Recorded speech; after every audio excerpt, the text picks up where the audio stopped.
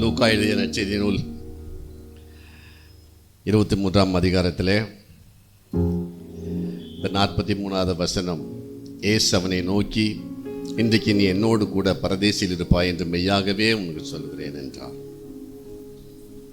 முதலாவது வார்த்தை மன்னிப்பு, இரண்டாவது வார்த்தை ரட்சிப்பு.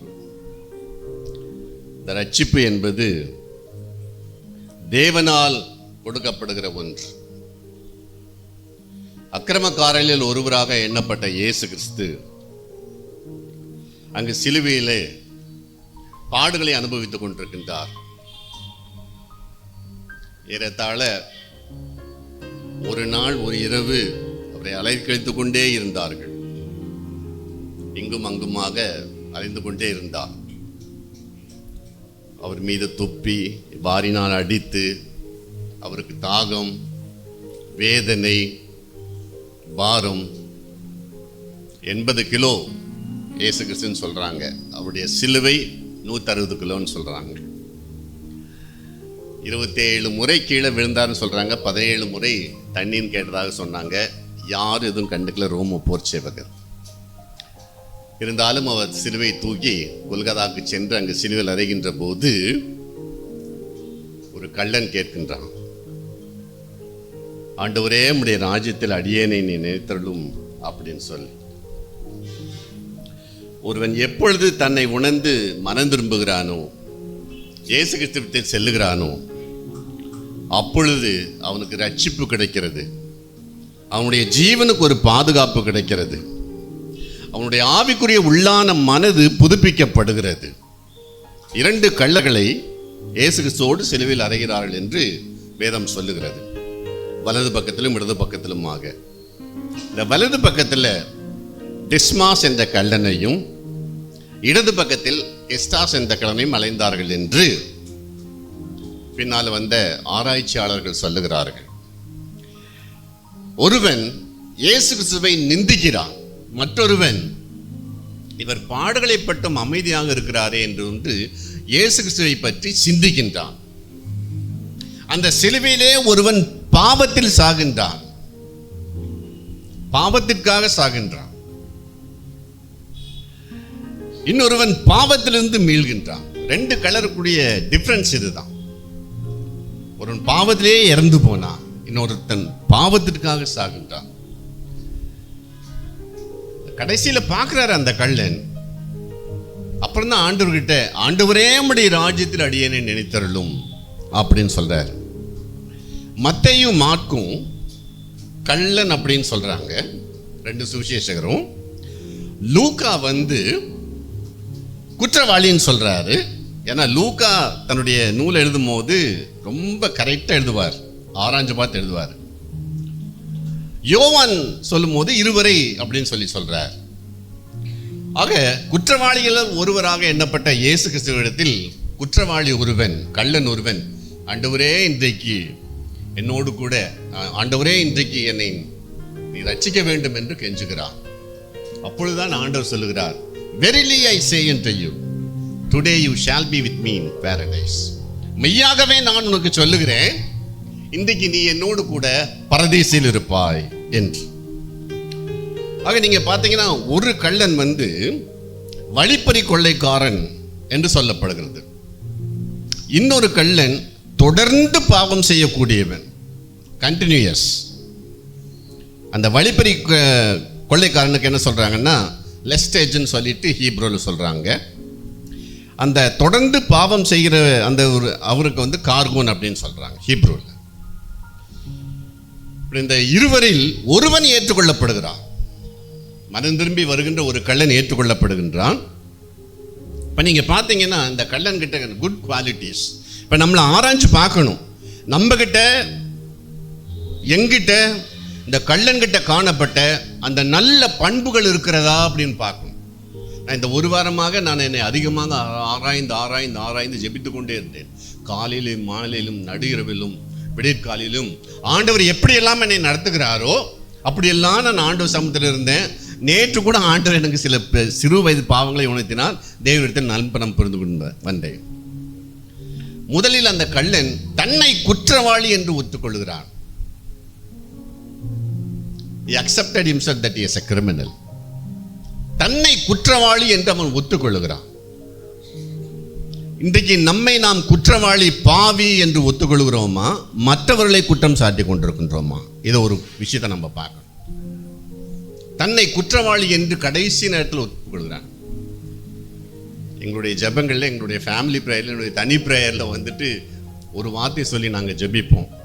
ஆண்டவரே, இந்த கள்ளனு கிடைத்த ஆசீர்வாதமாவது எனக்கு, எங்களுக்கும், என் குடும்பத்துக்கு கிடைக்கணும் ஆண்டவரே அப்படின்னு சொல்லிட்டு. நல்லா யோசிச்சு பாருங்க. எல்லாம் வழிப்பறி எல்லாமே செஞ்சு, எல்லாம் தப்புலையும் செஞ்சு கடைசி நேரத்தில் ஆண்டவர் ஏற்றுக்கிட்டார் பாருங்க. பரதேசி கூட்டிட்டு போயிட்டார் ஆண்டவர். தன்னை குற்றவாளி என்று ஒப்புக்கொள்ளக்கூடிய ஒரு நல்ல மனது இருந்தது. அதற்கடுத்தது அவனுக்கு ஒரு நல்ல காரியம் தெரிஞ்சது. சிலுவையில் இருக்கும்போது மனம் திரும்பிய பின்பு நமக்கு ஒரு வாழ்க்கை, நித்தியமான வாழ்க்கை இருக்கிறது என்பதை அவன் உணர்ந்தான். There is an eternal life after the death. He realized. மனம் திரும்பிய பின்னால ஒரு நிலையான வாழ்வு, இந்த உலகத்தினுடைய வாழ்வு, இப்பொழுது வாழ்கின்ற வாழ்க்கை வந்து it is not permanent. மனம் திரும்பிய பின்பு ஒரு நித்தியமான வாழ்க்கை இருக்கிறது என்பதை அவன் உணர்கிறான். மூன்றாவது இன்னொரு காரியத்தை ஒத்துக்கொள்கிறான். இந்த கள்ளனை பார்த்து சொல்றான், நிந்தித்த கள்ளனை பார்த்து, நமக்கு தண்டனை கிடைச்சது சரிதான்,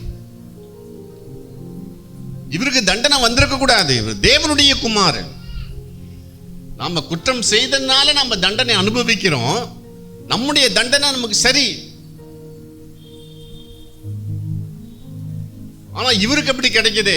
அவன் வருத்தப்படுகிறான். இயேசு கிறிஸ்துவனுடைய பாடுகளை பார்த்து, கஷ்டங்களை பார்த்து, அவர் கொடுக்கப்பட்ட தண்டனையை பார்த்து எல்லாம் நிந்திச்சுட்டு போறாங்க. 3 நாளைக்குள்ள என்னமோ ஆலை திரிச்சு கட்டுறேன்னு சொல்றாங்க. சிலர் முன்னே நீ ரட்சித்துக்கொள், நீ இறங்கி வா அப்படிங்கிறாங்க. காரி துப்புறாங்க, சேவர்கள் அடிக்கிறாங்க. இந்த சாட்டை பத்தி நான் படிச்சேன். ஒவ்வொரு சாட்டையிலே வந்துட்டு 9 முள் இருக்குமாம். 9 முள், 9 முள். அதுல வந்து 4 சாட்டை இருக்கும். ஒரு கோல்ல 4 சாட்டை கட்டி இருக்கும். அப்ப நான் 9 எவ்வளோ? 36. 6 போர் சேவர்கள் அடிக்கிறாங்க. ஒரு போர் சேவன் அடிச்சாருன்னா எத்தனை முள்ளு குத்தும்? 36 முள்ளு குத்தும். இப்படி 6 போர் சேவல் அடிக்கும் போது நீங்க பாத்துங்க, கால்குலேட்.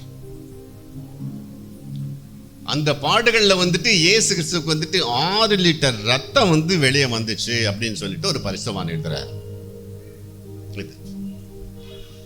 அதனால இயேசு கிறிஸ்துனுடைய பாடு இவருக்கு வந்திருக்கவே கூடாதே, நமக்கு வந்தது சரி அப்படிங்கிறாரு. அப்புறம் இன்னொரு காரியம் சொல்றாரு. இயேசு கிறிஸ்து குற்றவாளி அல்ல அப்படின்னு சொன்ன அந்த கள்ளன் வந்து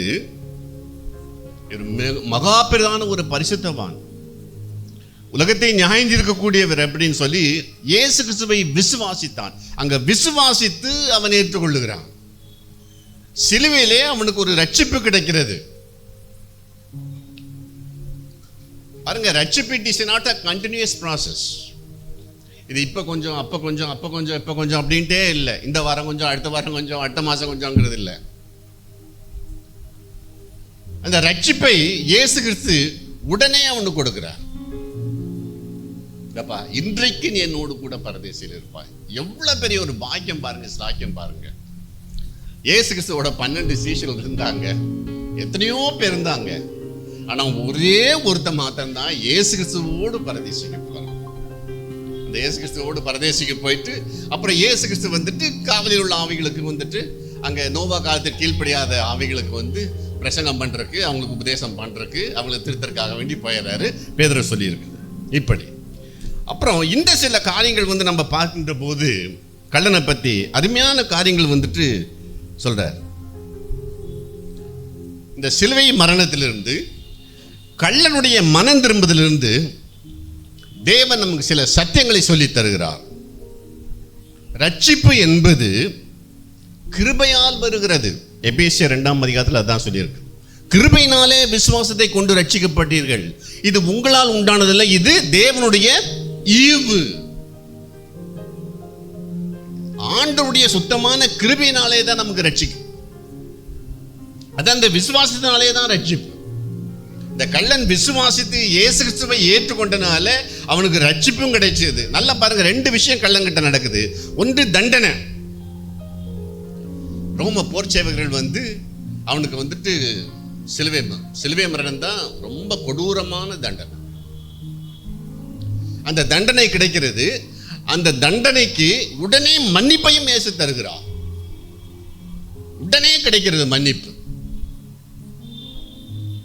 ஆக ரட்சிப்பு என்பது கிருபையானது, கிருபையால் வருகிறது. இன்னொன்னு, ரட்சிப்பு என்பது உறுதியானது. ரட்சிப்புங்கிறது கிருபையால கிடைக்கக்கூடிய ரட்சிப்பு உறுதியானது. அது யாரும் அசைக்க முடியாது, யாராலும் அதை ஸ்பாயில் பண்ண முடியாது, யாராலையும் அதை கெடுக்க முடியாது. மிகவும் உறுதியானது ரட்சிப்பு. அதுக்கடுத்து பார்த்தீங்கன்னா, ரட்சிப்பு என்பது தனிநபருக்குரியது. Salvation is a personal experience. இண்டிவிஜுவலுக்கு வராது. எங்க வீட்டில் எங்க அப்பா ரட்சிக்கப்பட்டிருக்காரு, அதனால நாங்கெல்லாம் பரலோகத்துக்கு போயிடுவோம். நான் வார வாரம் ஆலயத்துக்கு போறேன், நான் காணிக்கையெல்லாம் கொடுக்குறேன், பிரேயருக்கு போறேன், ஊழியத்துக்கு போறேன், எல்லாம் சரி, நல்லதுதான். ஆனா ரட்சிப்பு அப்படின்னு வருகின்ற போது அது தனிப்பட்ட ஒருத்தவங்க, தனிப்பட்ட ஒரு ஆவிக்குரிய மனிதனுடைய அசைக்க முடியாத சொத்து ரட்சிப்பு. ரட்சிப்பு ஒவ்வொருவருக்கும் ஆண்டவர் தரக்கூடிய ஒரு மிகப்பெரிய ஒரு பொக்கிஷம். இன்னொரு காரியம், இந்த ரட்சிப்பை இயேசு கிறிஸ்துவினால் மட்டுமே கொடுக்க முடியும், வேறு யாராலும் கொடுக்க முடியாது. நம்மை நடத்துகிறவர்கள் ரட்சிப்புக்கு நேராக நம்மை நடத்துவார்கள். ரட்சிப்புக்கான காரியங்களை சொல்லி தருவார்கள். நம்முடைய ரட்சிப்புக்காக அவர்கள் ஜெபம் பண்ணுவார்கள். எல்லா விதமான கவுன்சிலிங் தருவாங்க. ஆனால் ரட்சிப்பு என்பது தேவனால் மட்டுமே, இயேசு கிறிஸ்துவினால் மட்டுமே கொடுக்கக்கூடியது ஒன்று. இன்றைக்கு அந்த அனுபவம் நமக்கு இருக்கிறதா? உங்களுக்கு எனக்கு இருக்கா? Do you have that experience? அப்புறம் இன்னொன்னு, ரட்சிப்பை இன்றைக்கே பெற்றுக்கொள்ள முடியும். We can receive today itself. இன்றைக்கே பெற்றுக்கொள்ள முடியும். இயேசு கிறிஸ்து விட்டு அந்த கடன் கேட்கிறாரு, ஆண்டவரே உம்முடைய ராஜ்யத்தில் வரும்போது அடியேனை நினைத்தருன்னு சொல்லும் போது இயேசு கிறிஸ்து சொன்னாரா, அப்பா நீ எவ்வளவு பெரிய கள்ளன், நீ எத்தனை வருஷமா கொள்ளையடிச்சிட்டு இருந்த, வழிபறி பண்ணிட்டு இருந்த, இதெல்லாம் பண்ணிட்டு இருந்த, நீ போய் முதல்ல ஒன்று பாவத்தெல்லாம் அறிக்கிட்டு யாராகிட்ட என்னென்ன பண்ணி அதெல்லாம் ஒப்புரவாயிட்டெல்லாம் கொடுத்துட்டு அதுக்கு பிறகு என்னை பாரு ஜோம்னு ரட்சிப்பு தரேன்னு சொன்னாரா? நோ, அந்த ஸ்பாட் இட் செல்ஃப் ரட்சிப்பை ஆண்டவர் அந்த இடத்திலேயே கொடுக்கிறார். ஆண்டவரே நான் பாவி என்று நம்மை தாழ்த்துகின்ற போது ஆண்டவர் உடனே நமக்கு ரட்சிப்பை தருகிறார். இம்மீடியட், உடனே தருகிறார். எந்த விதமான காலதாமதம் இல்லாமல் தருகிறார். அப்புறம் இன்னொன்னு, ரட்சிப்பு என்பது சிலுவையை மையமாக கொண்டது. It is cross centred. சிலுவையை மையமாக கொண்டது. சிலுவையின் கீழ் அவன் ரட்சிக்கப்படுகிறான். சிலுவையிலே ரட்சிக்கப்படுகிறான். கடைசி நேரத்திலே ரட்சிக்கப்படுகிறான். என்னுடைய வீட்டில் என்னுடைய எல்லாம் சுகம் இல்லாமல் இருக்காங்க. ஒரு 1.5 வருஷத்துக்கு அதுக்கு முன்னாலேயே அவங்க ஒருவேளை நித்தியத்துக்குள்ளே போயிடுவாங்கங்கிற மாதிரி எங்களுக்கு எல்லாம் ஒரு தாட் இருந்துச்சு. நான் ரொம்ப ஜெபம் பண்ணிட்டு அப்படியே இருக்கும்போது ஒரு சகோதரன் மூலமாக ஆண்டவர் ஊற்றினார். அவங்க கான்ஷியஸாக இருக்கும் போதே அவங்ககிட்ட போய் இதெல்லாம் சொல்லி அவங்கள ஆண்டவர் ஏற்றுக்கணும்னு சொல்லுங்கள் அப்படி. அதை நான் சொன்னேன், ஜெபம் பண்ணும்போது சொன்னேன். ஆனால் தேவன் பரிபூர்ணமான சுகத்தை கொடுத்து கொண்டே இருக்கிறார். எனவே அந்த கள்ளனுக்கு கிடைத்த ஆசீர்வாதம், கள்ளனுக்கு கிடைத்த ரட்சிப்பு, கள்ளனுக்கு கிடைத்த பரிசு, கள்ளனுக்கு நேர்ந்த மறக்க முடியாத அனுபவம் இன்றைக்கு நமக்கு இருக்கிறதா? ஒருவன் பாவத்திற்கு இறந்து போனான், இன்னொருவன் பாவத்திலிருந்து மீட்கப்படுகிறான். அருமையானவர்களே, நாம் பாவத்திலிருந்து மீட்கப்பட்டிருக்கின்றோமா? எப்பேற்பட்ட பாவமாயிருந்தாலும் மன்னிப்பதற்கு தேவன் தயை பொறுத்திருக்கிறார். என்ன பாவமாக இருக்கட்டும், ஆண்டவரே அப்படின்னு சொல்லி தன்னை தாழ்த்துகின்ற போது, நம்மை தாழ்த்துகின்ற போது, அந்த கள்ளனுக்கு கிடைத்த ஆசீர்வாதத்தை ஆண்டவர் நமக்கும் தருவதற்கு தயாராக இருக்கிறார். மகனே மகளே ஓடிவா, இளைப்பாறுதல் நான் தந்துடுவேன். அருமையாக நம்ம பாடுறோம். அந்த கள்ளனுக்கு கிடைத்த ஆசீர்வாதம், அந்த கள்ளனுக்கு கிடைத்த அந்த பரதேசு, அந்த கள்ளனுக்கு கிடைத்த மிகப்பெரியாத ஒரு ஆவிக்குரிய அனுபவம் இன்றைக்கு நமக்கும் வேண்டுமென்றால் ஆண்டவரை நோக்கி நாம் பார்ப்போம். ஆண்டவர் தருவதற்கு தயாராக இருக்கிறார்.